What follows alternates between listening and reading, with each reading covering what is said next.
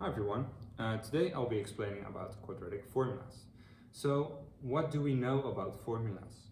Well, we've seen formulas like this. Y equals 2 times x plus 3, for example.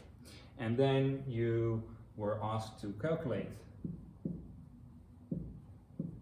y for x equals 4.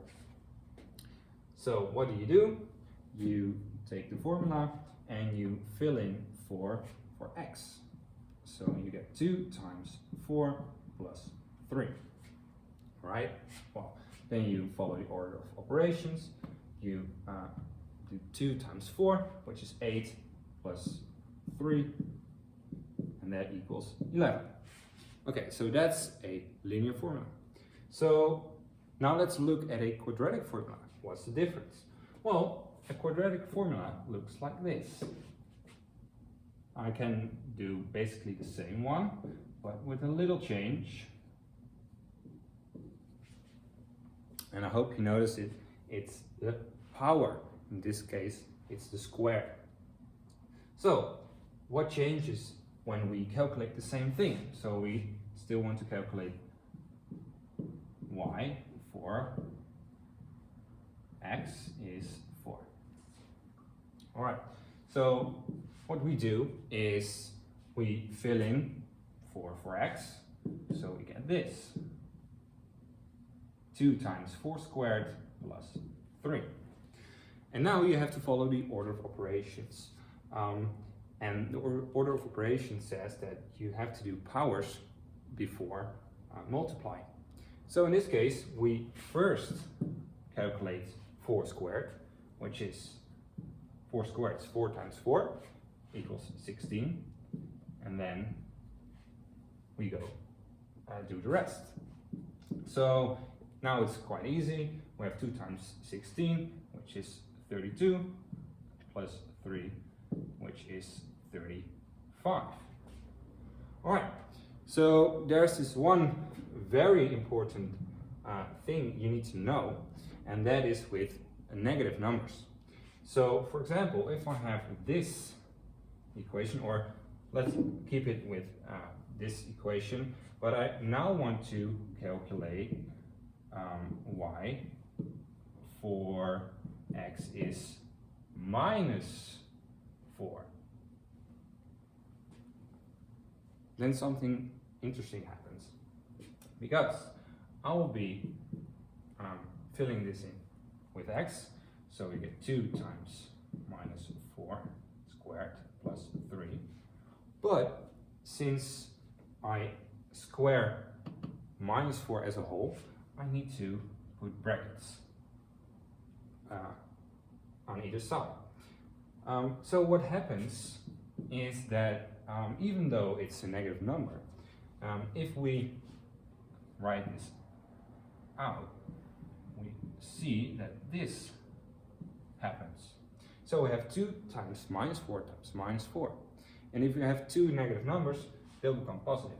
So we have 2 times 16 plus 3. Well, now we know this equals 35. But this is very important to know. All right, so I have 3 exercises for you. You can practice with. This is a moment for you to stop the video, and I will be explaining in a bit. All right, so if we look at the first exercise, we see that we have x squared plus 10, and we need to fill in minus 3.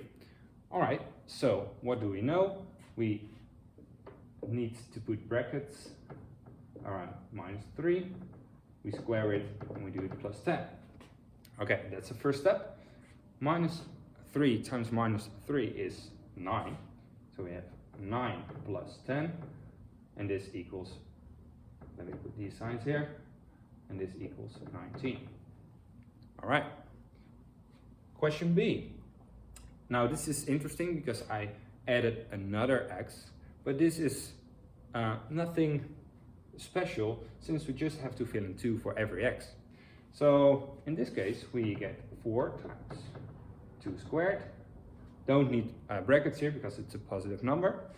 And we do plus 2 as well.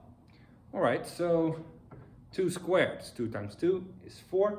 So we get 4 times 4 plus 2. And we know that 4 times 4 is 16, plus 2 is 18. Okay, now the last one, I added something more, which is numbers or brackets in the general or in the equation. So now let's see what happens if we fill in 11 for x. We have 3 times 11 minus 9 squared plus 5. Okay, so the order of operations is very important here. And the order of operations says first brackets, then powers, then multiplying, and then plus and minus.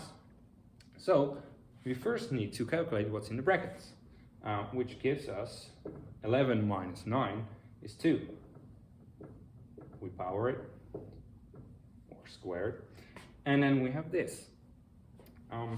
Well, 2, then we need to calculate the square, which gives us 2 times 2 is 4, so we have 3 times 4 plus 5. Well, 3 times 4 is 12, plus 5 is 17. And don't forget to put these equal signs here. And there you have it. Thanks for watching.